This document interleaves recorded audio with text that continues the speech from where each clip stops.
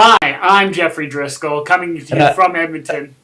Sorry. And I'm Jim Kerr, coming to you also from Edmonton. Yeah, but where in Edmonton are you coming from? I'm locked in the history hut. Which, there it is. Just a little other thing going on, Welcome to 15 Minutes of Fame.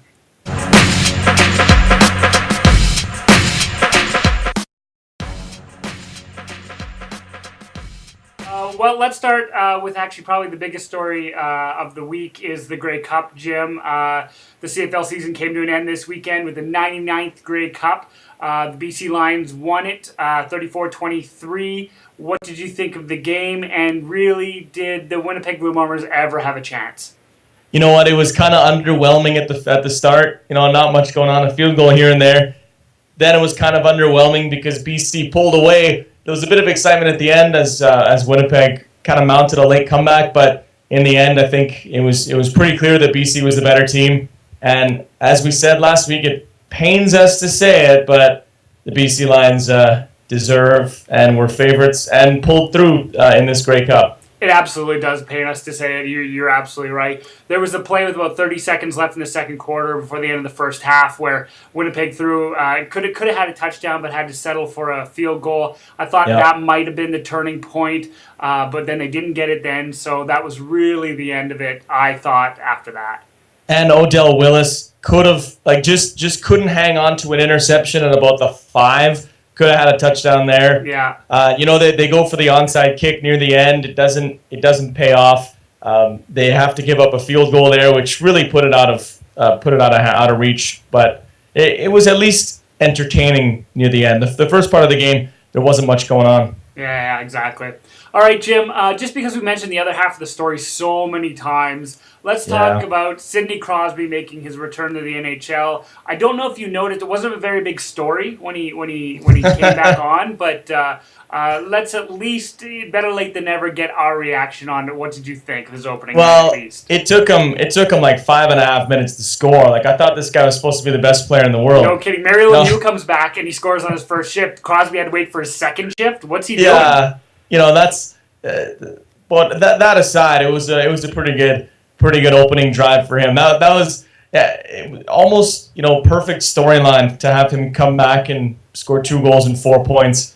But yeah, I think it was amazingly overblown.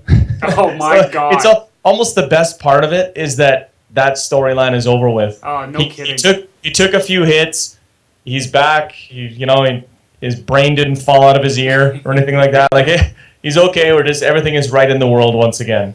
I just want to refer back to the Mario Lemieux comparisons again. They're like, when Mario came back, it was huge, and he scored on his first shift or whatever. Mario Lemieux came back from cancer. A little bit different. Yeah, a little bit different. You know what I mean? A little bit different.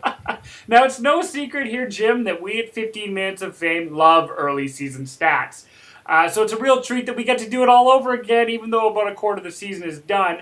After Saturday night's win over Montreal, Crosby is now on pace for 124 points this season. Is he going to get there, sir?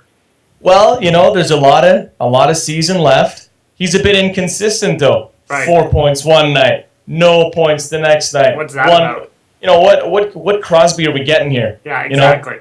But right now he's on a pretty sick pace, and let's be honest, he could. Yeah, he could. Just think about him before he went down with the injury, and it looks like he's kind of picked up where he left off. And now, is he the comeback player of the year if he ends up winning the scoring race? I guess. I don't know. Speaking of that Pittsburgh-Montreal game, how about Max Pacioretty, of all people, hitting Chris Letang to the head there? Broke his nose. Oh, yeah, that was a vicious hit. He was, I guess, if you're a Pacioretty fan, you might say that Letang was reaching a little bit, but boy, he drilled him. And to have Letang come back and score a controversial game winner was an interesting storyline there too. But I don't know. I think that's kind of the type of hit they're trying to get out of the game. Well, and he's got a hearing with the league coming up because of it, but it's only a phone call, Jim, with league VP Brendan Shanahan. So that probably means less than 5 games. How do you think that's going to go? I think it's going to be between 3 and 5. I don't really know. I'm still trying to find the sort of precedent. this is that and this that. But it's got to be a couple of games anyways. I'd say 3 to 5. Yeah, absolutely. As for the Oilers, things were going pretty well. You know, they won a couple of games. One in Minnesota, Jim, for the first time in 17. Goodness. About time. Lovely. Exactly. But they may have lost Taylor Hall, number 4 there for a little bit. What happened there? We took a bit of a heavy hit along the boards, and then he sort of got bumped by another player, and you could see right away that shoulder dropped, and he was kind of he skated away, and just so they're gonna have to do some MRI action and MRI, that sort of thing. Maybe it's a separation, maybe he misses a couple of weeks, maybe it's just the knock and he'll be fine. But that would be a tough loss for them for sure because he's playing really well. Yeah, absolutely. He's turning into a very complete player, and that would be a blow to the Oilers for sure. What did you think of Sam Gagner's week, Jim? You know, he had a fight. Let's start at the beginning. He's been in a slump, hasn't really scored, hasn't really looked good, hasn't won a face-off. Not that he's been playing center the whole time, and then, you know, he's had a couple of points, had this unbelievable seeing eye pass to Sean Horkoff in a win the other day, had a fight, and then had a pretty good game the other game as well. What do you think about Sam Gagner's game, and is he trade bait at this point? Well, I think you keep him around. Yeah. I mean, they've had him for a long time now, and a few years anyways. And he's, like you said, he started off the season in kind of a slump, and maybe that's just a product of them having so many other offensive weapons that he's not really put in the same kind of role he would have been last year or the year before. But as long as, you know, especially now that if things are starting to turn around for him, I think that's good. Especially say Taylor Hall's gone for a couple of weeks here, and you have Sam Gagner kind of on the upswing. Maybe it softens the blow of that hole in your lineup. But it was good to see Sam Gagner sort of turn it around a bit, and I thought it was nice that he he said after the game when he fought, it's like my hands weren't really good for much else at that point. You know, I didn't really have much going for me, so I figured, hey, we'll drop the mitts, see what happens. I like it. It was not a bad tilt. Yeah, no, it's good. It's good. It's nice.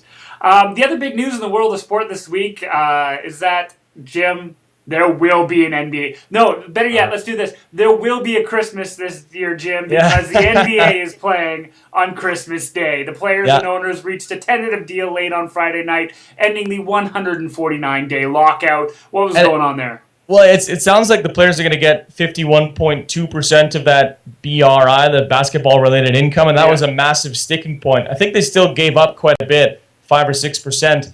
But do you remember all the tough talk from the owners saying, well, if you don't take this deal, it's going to go down to, it's going to be a much worse offer. That's not how it works. No, that's not how it works. They need the players just like the players need the owners. So it sounds like they made a bit of compromise here and there, and finally both sides came to their senses. But I was happy to see the owners not complete, like the stance they were taking, I thought was completely unrealistic and, almost disrespectful to a point where it's like, okay, if you don't take this deal, we're just going to offer you less. Yeah, because that's how these things... That's how negotiations work. Yeah, so that was a welcome news, I'm sure, for a lot of people. It'll spice up the highlight shows. Yeah, thank God. More competition for highlight of the night in the new year. But it's good that they managed to get it done, and it sounds like the players have a not bad deal. Yeah, no, absolutely. I'm happy that they're going. And like I said, the Christmas Day games are going to be really, really big ones. It's going to be good. Just hope nobody injures themselves on their worldwide tours that they're doing right now beforehand. So we'll see how that goes. Let's kick off the Gabbies this week, Jim, with a nod to, us here at 15 Minutes of Fame. And more importantly, you, the faithful viewer. Because we hit 4,000 views this week, which is totally awesome. Thank you very much, everybody. We really appreciate it. Woo! Woo! Let's also give a good to Edmonton Eskimos running back Jerome Messam. He was named the CFL's most outstanding Canadian for the 2011 year. He was traded out of BC for disciplinary reasons, but managed to turn things around with the Eskimos. Ran for 1,057 yards this season. First Canadian to break 1,000 yards in 11 years. So good to him. Yeah, good to him. He's had, kind of a tumultuous couple other seasons before this. Like he had a clean slate here, and it's nice to see when players get a clean slate for some of them to use it, and he definitely used it. Good for good for Jerome. Good to Paul Deutsch, I think his name is. He's the 51-year-old owner of a screen printing and embroidery store, Jim, that was also the backup goaltender of the Minnesota Wild for just a few minutes.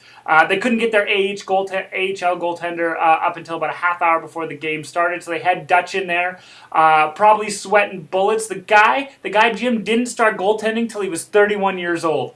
That's insane. That's insane, but a little bit of, I guess, a little bit of 15 minutes of fame for him. Exactly. He looked good in the press release or the press conference, though. He looked real good, real confident. So I like it. Can you imagine the stress? Like first minute of the game, the goalie gets hurt. Yeah. Oh no. Oh yeah. How about a bad to the Montreal Impact, or maybe to Brian Ching? I'm not quite sure which way to swing this one. The Impact picked him first overall in the MLS expansion draft, even though he said he would rather retire than play in Montreal. Montreal's coached by a guy named Jesse March. Yeah. He was an assistant coach with the U.S. national team.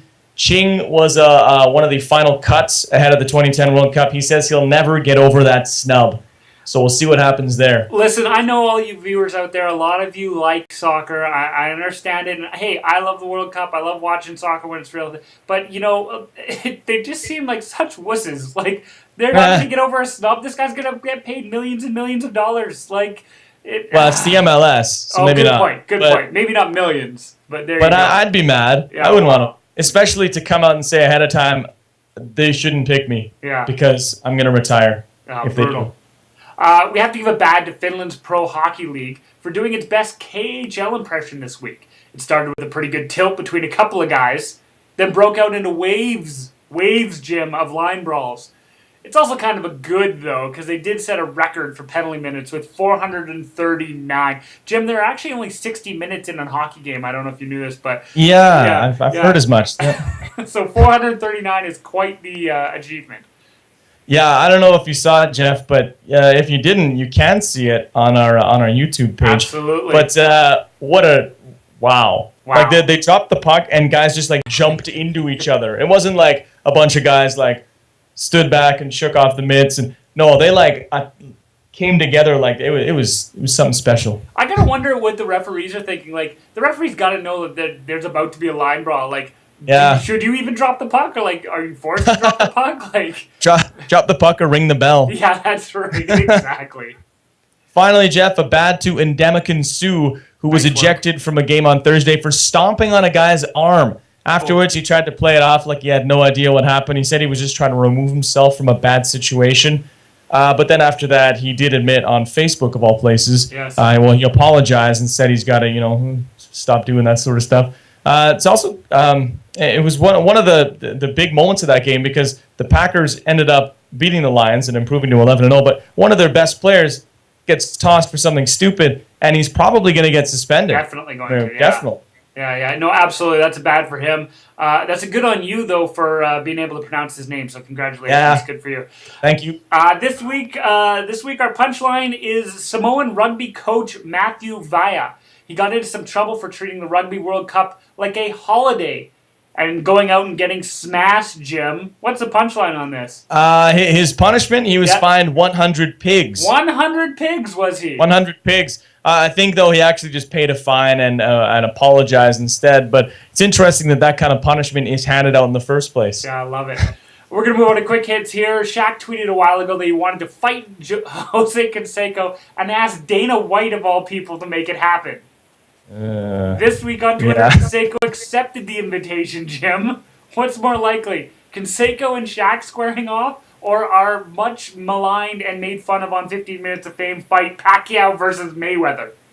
I'm going to say Canseco and Shaq, nice. But I don't think it's going to happen because, let me start by saying I don't think Pacquiao-Mayweather will ever happen. Right. But I don't think that Dana White would stoop so low to put on like a farce of a fight like Shaq but it might happen through some other promotion like that weird celebrity boxing thing where Canseco was supposed to fight Lenny Dykstra and he pulled out, and there was that thing last year about Canseco's twin brother showing up, and but that might be the only way you'll see it. Absolutely, I like it a lot. Well, ladies and gentlemen, that's our 15 Minutes of Fame up for this week. Join us again next week when we get a whole new 15 Minutes of Fame. In the meantime, I'm as always Jeffrey Driscoll.